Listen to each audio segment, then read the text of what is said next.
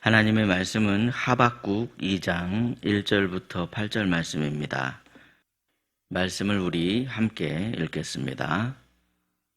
내가 내 파수하는 곳에 서며 성루에 서리라.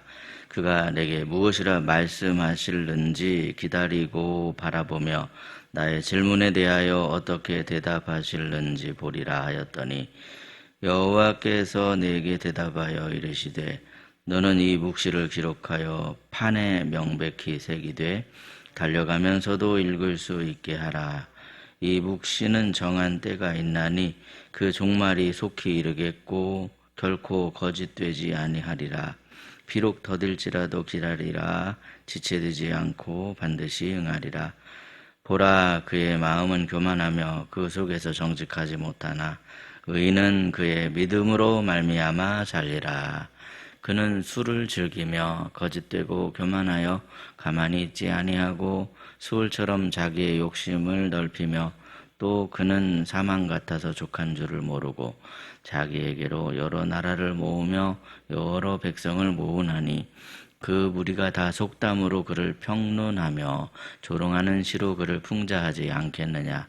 곧 이르기를 화 있을진저 자기 소유 아닌 것을 모으는 자여 언제까지 이르겠느냐. 볼모 잡은 것으로 무겁게 짐진 자여 너를 억누를 자들이 갑자기 일어나지 않겠느냐.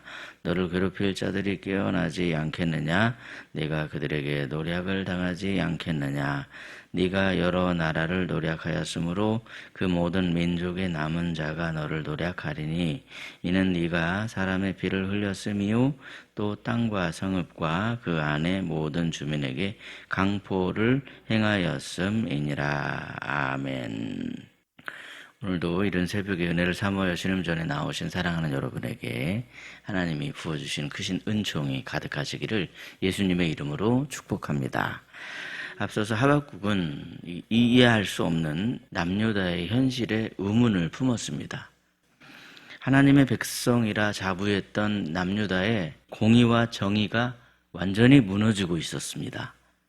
그런데 하나님께서는 심판의 도구로 그보다 더 악랄한 바벨론을 사용하시겠다. 그렇게 지금 응답을 하시는 겁니다. 당연히 하박국은 하나님께 질문하지 않을 수가 없었습니다. 아니, 하나님 어떻게 그렇게 악랄한 자들을 하나님의 선한 도구로 사용하시려 하십니까? 하박국이 보기에 되게 이상하니까 그렇게 질문할 수밖에 없었죠. 그러나 하박국은 단순히 그렇게 질문만 하고 하나님 곁을 떠나버린 게 아닙니다. 중요한 것은 뭐냐면 하박국이 자신이 하나님께서 응답하시는 것을 듣겠다. 하나님을 내가 기다리겠다. 그렇게 선언하는 것을 볼 수 있습니다. 그래서 본문 1절을 보면 내가 내 파수하는 곳에 서며 성루에 서리라. 그가 내게 무엇이라 말씀하실는지 기다리고 바라보며 그랬습니다.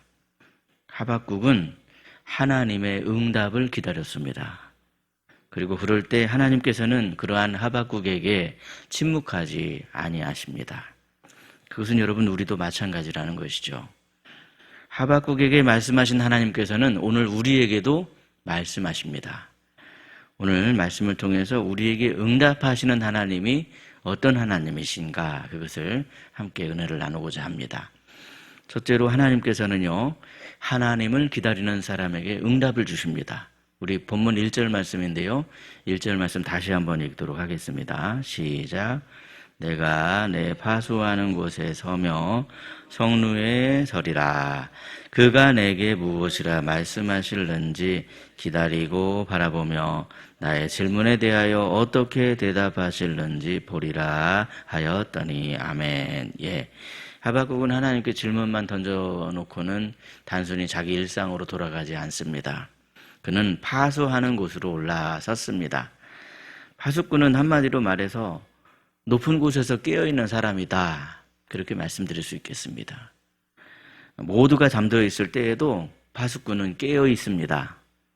파수꾼은 항상 망루에 올라서서 언제 위험이 닥칠는가 그것을 살펴봅니다. 뿐만 아니라 거기서 주인의 명령을 기다립니다. 군주가 하는 명령을 거기서 듣습니다. 물론 하박국이 단순히 육체적으로만 높은 곳을 올라갔다는 그런 말씀이 아닙니다. 무엇보다도 그의 마음이 하나님을 향해 올라섰습니다. 그의 마음이 높으신 하나님께로 향해져 있었습니다. 우리는 본문의 말씀을 통해서 신앙이 무엇인가를 배웁니다. 하나님, 저는 듣겠습니다. 말씀해 주십시오. 제가 기다리겠습니다. 이것이 바로 하박국을 통해서 배우는 신앙입니다. 때때로 우리는 기도는 많이 하는데 기다림은 잘 하지 못하는 경우가 참 많습니다. 기도를 마치자마자 응답이 없으면 그래서 실망합니다.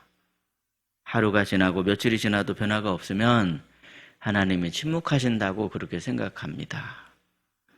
하지만 하나님의 침묵은 무관심이 아니라는 사실을 우리는 알아야만 합니다. 우리 하나님은 침묵 속에서도 여전히 우리를 위해서 일하시는 하나님이십니다. 씨앗을 보십시오, 여러분. 씨앗이 땅속에서 침묵한다고 해서 아무것도 하지 않는 게 아닙니다. 가장 중요한 생명의 역사는 보이지 않는 곳에서 일어납니다. 그것은 여러분, 우리의 기도도 그렇다는 것이죠. 하나님은 보이지 않는 곳에서 깊은 하나님의 선하신 역사를 이루어 가십니다. 생명의 역사를 이루어 가시는 분이십니다. 사실 하나님께서 가장 바꿔주시기를 원하시는 것은 뭐냐면 바로 보이지 않는 우리의 마음입니다. 우리의 마음이 먼저 바뀌길 바랍니다. 상황보다 먼저 바뀌길 바라는 게 바로 우리의 마음이더라는 것이죠. 문제가 해결되는 것보다도 훨씬 더 중요한 건 뭐냐면 그 문제를 바라보는 우리의 마음이요, 우리의 시선이요, 우리의 눈이더라는 사실입니다. 그러므로 기다림이 낭비가 아니라 오히려 하나님의 일하심을 믿는 그 믿음의 시간임을 기억하며 기다림을 통해 믿음의 눈이 깊어져서 응답의 구체적인 그 내용도 깨닫게 되는 그러한 믿음의 사람이 되시기를 예수님의 이름으로 축복합니다. 둘째로 하나님은요, 분명하게 말씀하시고 반드시 이루시는 분이십니다. 본문 2절과 3절 말씀인데요, 우리 2절, 3절 말씀 함께 읽겠습니다. 여호와께서 내게 대답하여 이르시되 너는 이 묵시를 기록하여 판에 명백히 새기되 달려가면서도 읽을 수 있게 하라. 이 묵시는 정한 때가 있나니 그 종말이 속히 이르겠고 결코 거짓되지 아니하리라. 비록 더딜지라도 기다리라. 지체되지 않고 반드시 응하리라. 아멘. 하나님께서는요, 하박국에게 말씀을 기록하라고 말씀하십니다. 기록하라고 말씀하신 이유가 뭡니까? 사람은 금방 잊어버리기 때문에 그렇습니다. 사람은 변하기 쉽지만 하나님의 말씀은 변하거나 중간에 막 불분명해지는 그런 말씀이 아닙니다. 그래서 하나님께서는 말씀을 기록하게 하셔서 하나님의 말씀이 변함이 없다는 그 사실을 역사를 통해서 증명해 주십니다. 뿐만 아니라 달려가면서도 읽을 수 있게 하라, 그렇게 말씀하셨습니다.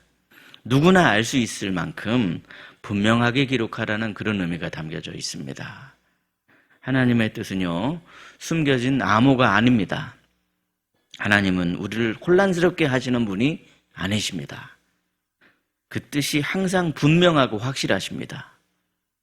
하나님께서는요, 이 율법을 뭐라고 우리가 요약할 수 있냐면, 이스라엘 백성에게 율법을 주셨는데 율법이 많은 내용이 기록되어 있는 것 같지만 율법을 요약하면 뭐냐면 내 하나님 여호와를 사랑하라, 그리고 내 이웃을 내 몸과 같이 사랑하라, 그렇게 말씀하시는 겁니다.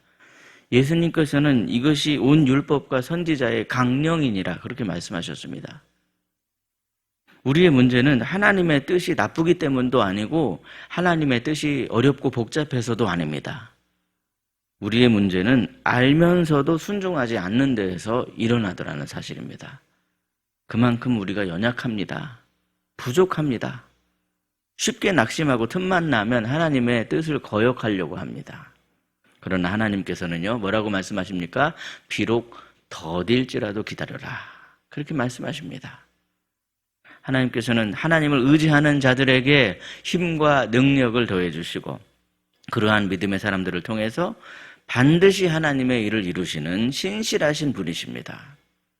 사실 우리의 시간은 하나님의 시간과 다르죠. 하나님의 시계는 우리의 시계보다 느린 것이 아니라 오히려 가장 좋은 그 정확한 때를 하나님께서 아시기 때문에 하나님께서 그 가장 좋은 정확한 때에 일하시는 분이시더라는 겁니다. 하나님의 약속은 한 번도 실패한 적이 없습니다. 그러므로 우리의 기준으로 막 조금만 이것이 더딘 것 같아도 막 낙심하고 실망하는 그런 모습이 아니라 그렇게 절망에 빠지는 그러한 모습, 조급함에 빠지는 그런 모습이 아니라 하나님의 때를 신뢰하고 하나님의 말씀을 신뢰하심으로 말미암아 가장 좋은 것을 이루시는 하나님의 역사 안에 거하시고 그래서 가장 좋은 것을 맛보시는 저와 여러분이 되시기를 예수님의 이름으로 축복합니다. 셋째로 의인은 믿음으로 살아갑니다. 본문 4절 말씀인데요. 우리 본문 4절 말씀 함께 읽겠습니다. 보라, 그의 마음은 교만하며 그 속에서 정직하지 못하나 의인은 그의 믿음으로 말미암아 살리라. 아멘. 여기 지금 이 말씀은 하박국의 의문에 대한 완벽한 그 하나님의 응답입니다. 보라, 그의 마음은 교만하며 그 속에서 정직하지 못하나. 여기서 그는 누구냐면 바로 바벨론을 가리키죠. 무슨 뜻이냐면 그래, 네 말이 맞아. 바벨론이 교만하다는 네 말이 맞아. 나도 알고 있어. 바벨론이 교만하지. 항상 거짓말만 하고 정직하지 못하지. 나도 알고 있어. 그런데 바벨론도 내가 심판할 거야. 바벨론도 다 내가 때가 되면 심판할 거야. 하지만 의인은 그의 믿음으로 말미암아 살게 된다는 것을 항상 생각해야 돼.